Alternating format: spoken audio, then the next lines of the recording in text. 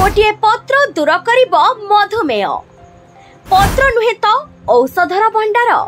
तेजपत्र को साधारणतः मसला भाव में व्यवहार करा जाए।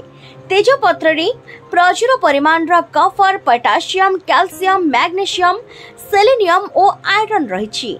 लोक माने तेजपत्र को जदियो मसला भाव में व्यवहार करती किंतु एथिरे रही अगणित औषधीय गुण।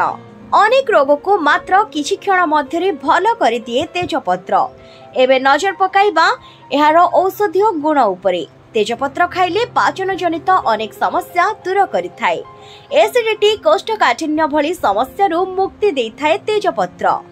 जो व्यक्ति माने टाइप 2 डायबिटीज रे पीड़ित सेमानंक पई तेजपत्र खूब लाभदायक अटे। खाद्य रे नियमित तेजपत्र व्यवहार करिबा द्वारा सुगर स्तर नियंत्रण होइथाए। पानी रे तेजपत्र पकाई किछि समय फुटांतु। ठंडा हो सारिबा परे एही पानी को पियंतु। नियमित एही पानी पीले किडनी संबंधित समस्त समस्या रो मुक्ति मिलिथाए। तेजपत्र रे कैफिक एसिड, क्वेरसेटिन एवं यूगिलेन नामक तत्व रहिछि, जहां मेटाबॉलिज्म और कैंसर भली रोग सहित लड़िबा पई सहायता करिथाए। आंठुगंठी तथा अन्य प्रकार रो पीड़ा रे तेजपत्र रो तेल मालिश कले तुरंत कष्ट दूर होइथाए।